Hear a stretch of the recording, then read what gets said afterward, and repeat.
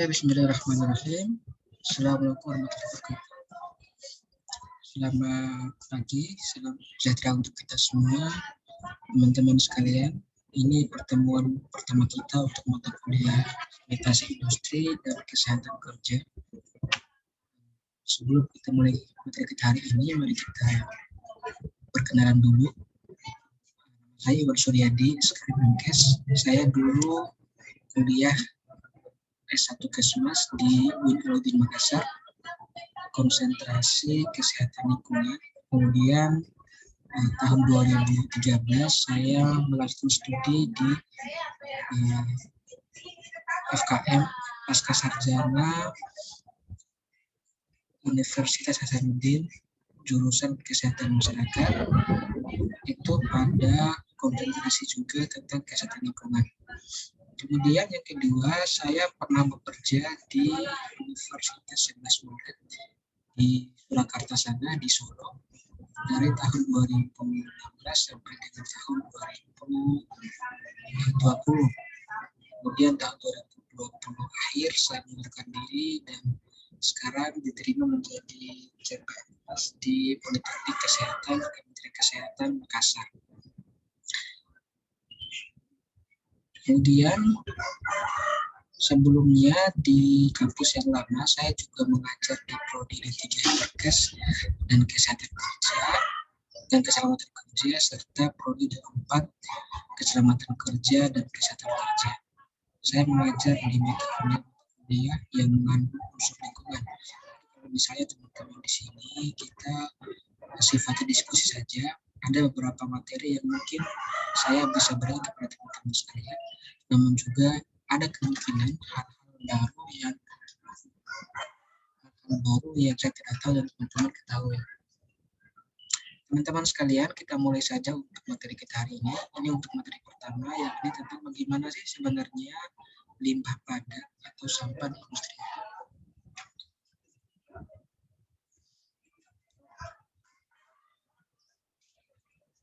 Kita bersama bahwa untuk industri itu dia menghasilkan suatu produk. Ada yang bersifat produk berbentuk jasa, ada yang berbentuk barang atau bahan baku misalnya. Dalam pengelolaan limbah ada yang namanya kebutuhan bahan baku.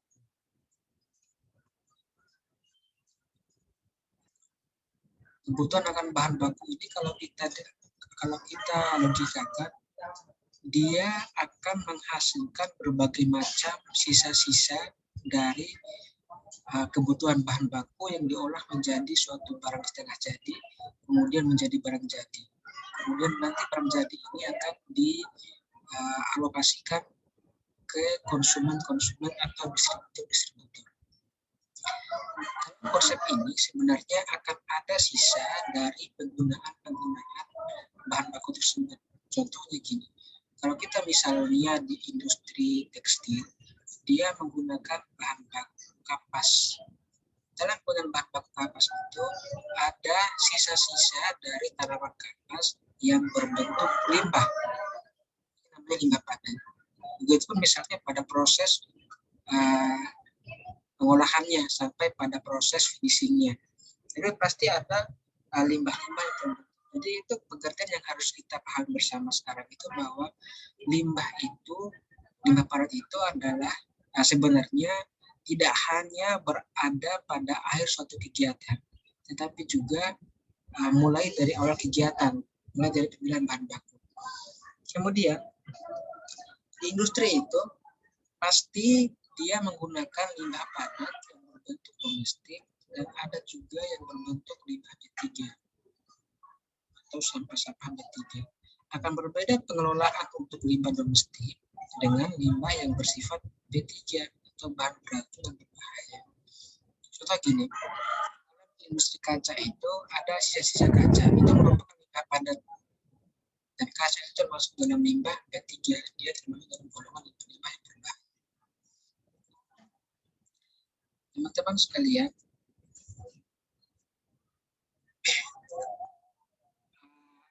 kita harus paham bersama bahwa limbah padat adalah bahan yang tidak memiliki nilai atau tidak berharga Ini sebenarnya untuk referensi yang lama, tetapi kalau misalnya kita bisa melakukan perubahan-perubahan pada sifat limbah tersebut atau pada materi limbah tersebut, maka akan ada nilai-nilai tertentu yang bisa kita dapatkan. Kemudian dengan maksud biasa atau utama dalam pembikinan atau pemakaian bahan rusak atau bercacat dalam pembuatan manufaktur. Ini menurut istilah atau sumber nanti. Tapi kalau kita berbicara masalah dari sekarang berarti limbah tersebut ada yang bisa langsung diperbaharui, ada juga limbah yang bisa langsung dibuang ke lingkungan. Artinya kalau kita melakukan pengolahan, dia tidak ada lagi sisa seterusnya. Tapi kalau misalnya sisa tersebut masih kita bisa gunakan, itu bisa kita olah dalam bentuk. Kemudian biasanya itu kalau limbah di industri merupakan kotoran yang dihasilkan dari sampah ataupun bahan-bahan kimia yang dibuang ke limbah. Ini saya kira teori-teori yang bisa kita diskusikan bersama apakah ini masih relevan. Kemudian dalam pengelolaan limbah itu kita bisa memilah mana mana limbah-limbah yang masih bisa bermanfaat dan limbah-limbah yang sudah tidak lagi memiliki manfaat untuk manusia.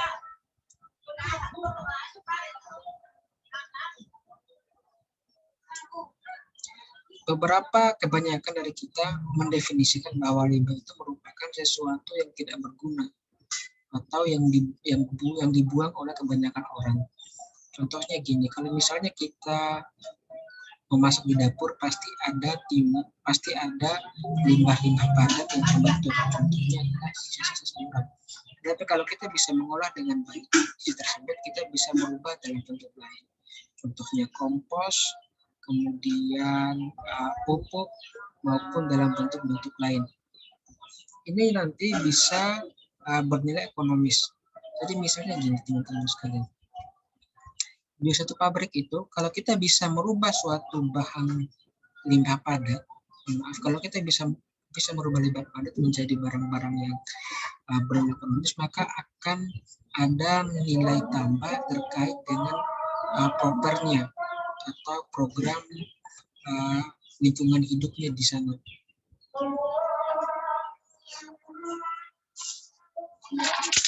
Ada beberapa limbah-limbah dari pabrik lain, dia bisa menjadi suatu bahan baku oleh pabrik-pabrik yang lain juga. Contohnya gula itu bahan bakunya tebu. Jadi limbah ampas tebu itu oleh pabrik gula dia tidak digunakan kembali. Dia bisa merubah menjadi bentuk lain. Dan di batang tebu ini kita bisa merubah menjadi bahan lain yang namanya etanol. Etanol ini untuk kebutuhan bahan bakar pada industri kimia. Jadi itu teman-teman sekalian yang harus kita pahami. Maka tujuan ini kan sebenarnya kita bisa memiliki nilai lingkungan yang nantinya ada namanya zero waste. Artinya kita menghasilkan sampah yang tidak ada lagi sebenarnya.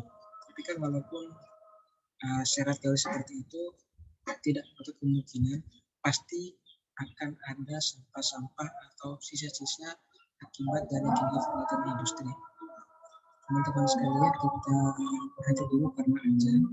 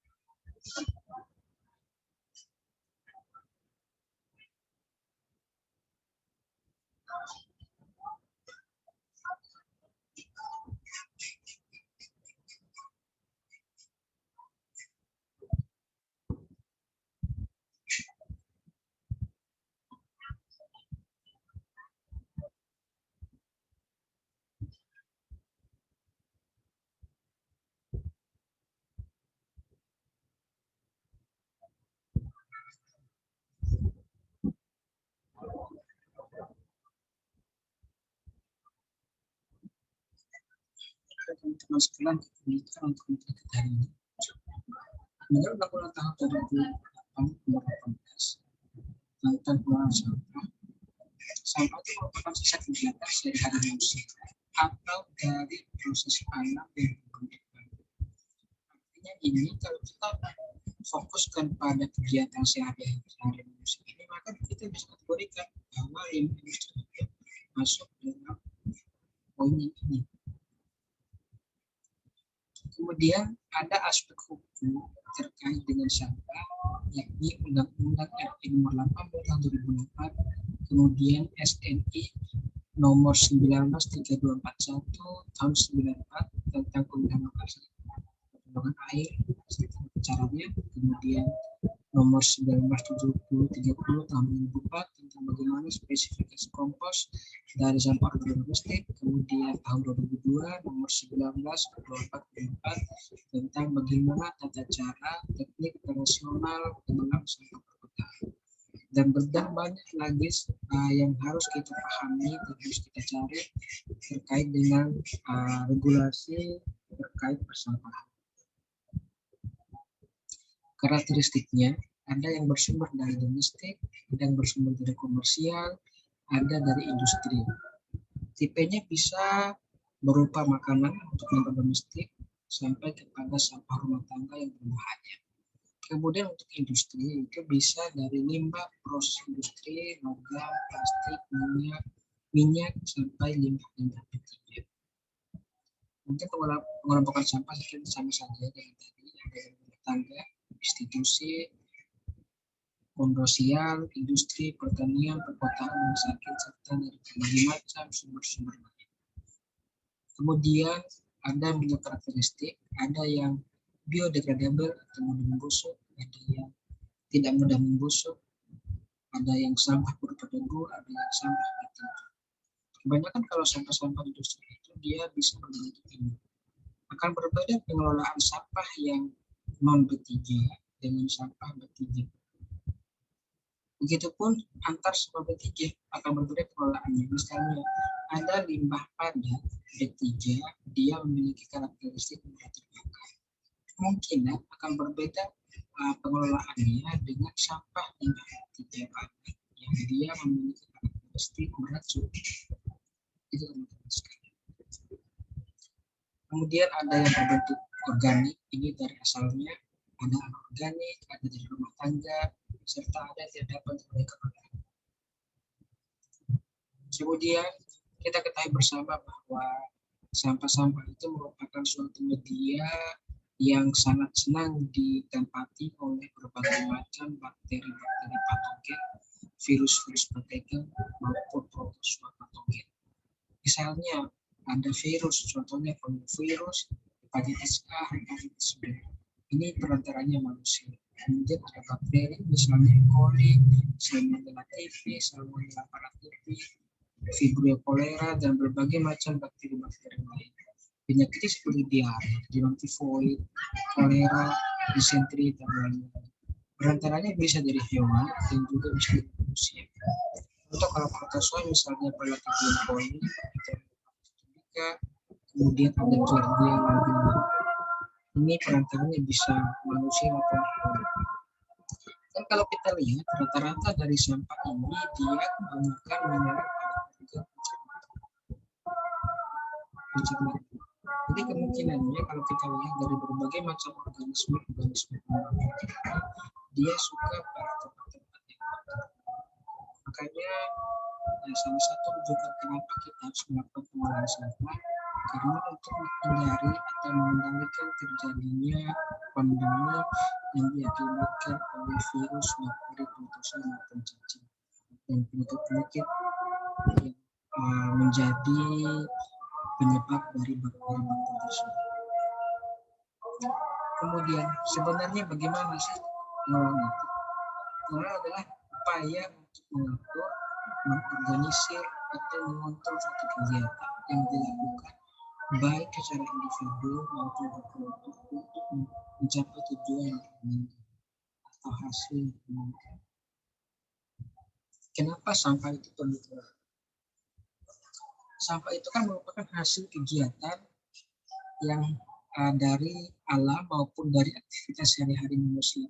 Kalau kita tidak melakukan pengelolaan, maka sampah akan semakin banyak dan menggunung. Maka perlu dilakukan pengelolaan untuk mengurangi atau mengendalikan supaya kita bisa menghilangkan. Untuk sampah organik biasanya kita bisa menjadikan bentuk lain seperti kompos. Kemudian untuk sampah organik bisa kita lakukan dengan daur ulang.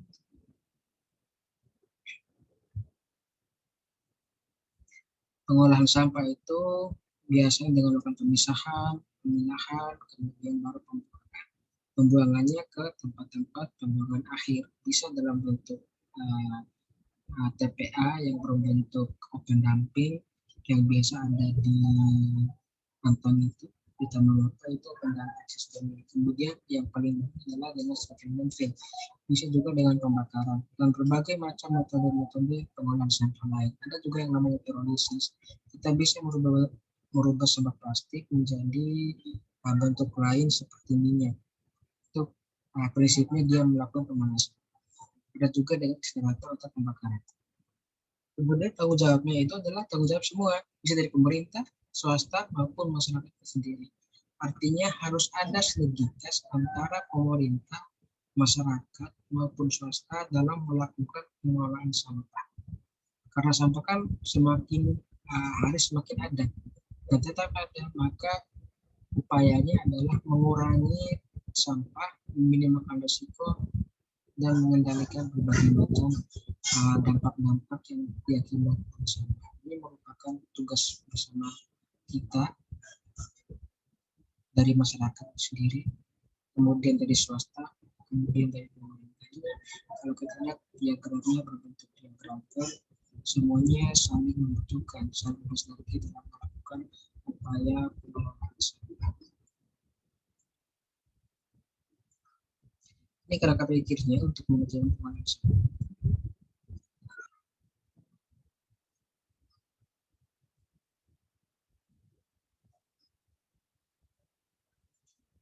Dari sampah ini sebenarnya kita bisa melakukan screening dulu. Apa sampah-sampah yang berpotensi ini kita bisa manfaatkan. Contohnya, sampah rumah tangga yang memiliki potensi untuk dijadikan kompos, kita melakukan pemanfaatan dalam bentuk kompos. Kemudian dampaknya ini kita bisa kendalikan.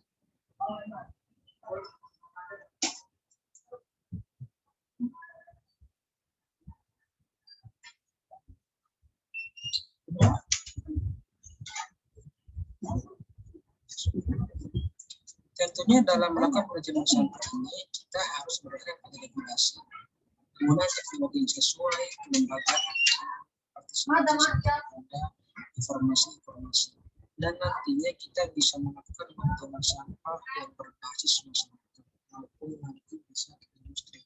Kalau industri kan biasanya kan perlu banyak biaya dan mereka juga punya sumber daya yang cukup untuk melakukan pengolahan sampah. Kalau industri yang baik ya.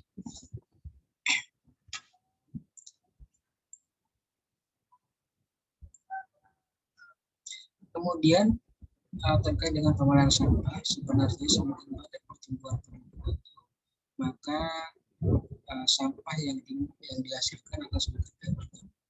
Kemudian juga pertumbuhan ekonomi juga sebenarnya akan mendorong terjadinya penambahan jumlah sampah. Bagaimana dengan kehidupan penduduk, kemudian pola konsumsi masyarakat, kemudian pola konsumen dan perilaku penduduk, serta kompleksitas problem. Ini akan berpengaruh terhadap jumlah sampah, komposisi sampah, kondisi sampah, izin pengelolaan sampah. Semakin baik itu maka akan semakin banyak sampai berbeda sampai untuk yang banyak dengan pedesaan. Kalau nanti dengan pedesaan mungkin jumlah sampahnya semakin banyak dan juga semakin tinggi sampai didominasi oleh sampah domestik. Kalau untuk bisa saja komposisinya akan berbeda. Mungkin dia ada juga kandungan ketiganya. Itu misalnya pada kondisi sampah, sistem pengelolaan sampai pada biaya pengelolaan. Sistem pengelolaan di pedesaan misalnya itu dia masih menggunakan pengolahan dan pengelolaan yang masih bersifat tradisional, contohnya pembakaran atau melakukan penimbunan di tanah. Kemudian untuk di perkotaan, karena mereka punya TPS sendiri, maka mereka sudah bergantung pada teknologi pengelolaan sampah. Begitu kalau kita analogikan di industri akan banyak perbedaan pengelolaan dan pengolahan antara industri dan masyarakat. Itu pun dengan biaya.